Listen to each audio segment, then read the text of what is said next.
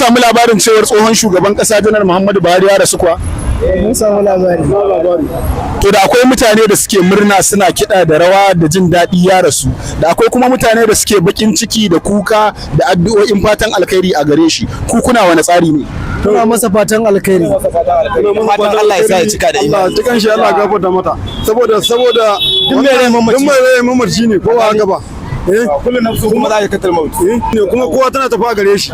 Gaskiya ne. To amma ba ka ganin cewar lokacin da Janar Buhari yana mulki an samu tsadar rayuwa, an sha wahala, wasu sun mutu sanadiyarsa, an yi korona, an hana mutane fitowa waje, abubuwa dai sun faru da yawa. Ba ka ganin cewar wannan dalili ne yasa masu murna suke murna?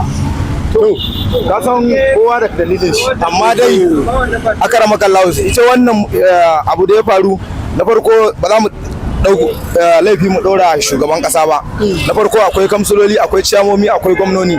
To saboda haka ba za mu ɗauki kowane laifi mu ce bawan Allah nan shine ba. Saboda haka idan shi muna za a ga laifinsa matsayinsa na shugaba ne, in yi magana za a ji. Takarda ce abin da aka rubuta aka kai mar sakamakonsa mu in an ba su ba mu san mu me za su yi mana ba. Saboda kaga tun a campaign akwai alƙawarurruka da za su ɗauka, sai za su yi maka kaza, za su yi maka kaza, za su yi maka kaza.